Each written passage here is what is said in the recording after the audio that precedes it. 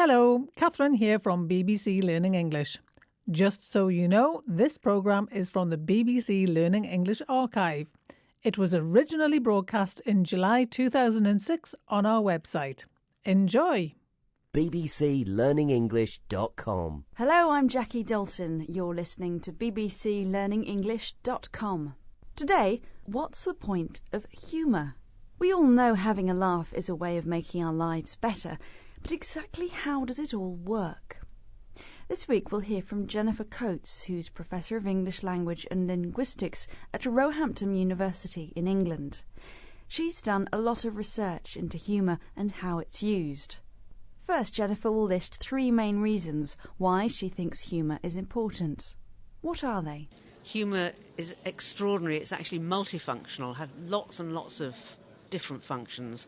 But I think the 3 main ones are, first of all, to achieve dominance. Secondly, for self-protection. You can use humour to deal with difficult situations and to make yourself feel better in an embarrassing position.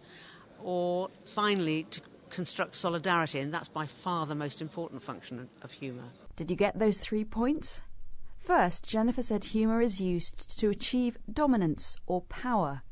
Secondly, we use it to protect ourselves. For example, to make a joke out of something you've done that's embarrassing. And thirdly, to construct solidarity, which means to bring people together in a nice way. But as we heard earlier, Jennifer also talked about something which is perhaps less positive: dominance. To get power over people. What exactly does Jennifer mean when she says people sometimes use humour to achieve dominance? What I mean by dominance is that a speaker can do something like, for example, tell a joke in the middle of a conversation in such a way that that topic is interrupted, and then the person who told the joke can choose where are we going next in the conversation. That's a very dominant move, not a very collaborative one at all. Or someone can do something silly and get to be the focus of attention by being the centre of humour. So, for example, a dominant boy in a classroom falls off his chair just at the key moment and breaks into a serious discussion where a girl in the class was saying something that the rest of the class should have been listening to, but he gets the attention back on him. So if you're using humour to achieve dominance, you might talk over someone using a joke or humorous comment so that you take the lead of the conversation. Jennifer used a nice phrase. She talked about getting the focus of attention. Or we can also say being the centre of attention, the person who everyone is looking at and listening to. As Jennifer points out, this kind of humour isn't very collaborative. It's about gaining power rather than sharing. bbclearningenglish.com. I asked some other people what they thought humour might be used for. This is Kaz.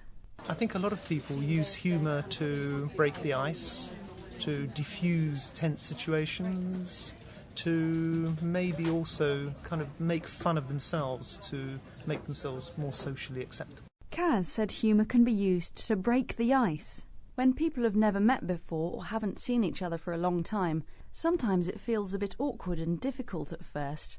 Breaking the ice means breaking down any sort of formal barriers that there might be between people and helping everyone relax. He also said people might use humour to make fun of themselves, to laugh at themselves, so that they become more socially acceptable, so that people like them more. He also talked about diffusing or getting rid of tension. Do you know what tension is? Listen to Carrie and see if you can work it out. I think people use humour to relieve tension. So if they're in a situation where maybe they don't know other people and they want to relieve tension, or if there's an argument, some people make a joke to try and break up an argument. Tension is when people feel uncomfortable, maybe because they've had a disagreement or are a bit nervous. Let's recap on some of the vocabulary that's come up. To achieve dominance, self-protection, to construct solidarity, collaborative, to be the centre of attention, to break the ice, to make fun of, more socially acceptable. Tension. How do you use humour? Do you ever use it for self-protection to help you deal with an embarrassing situation? Is it part of your way of constructing solidarity with others?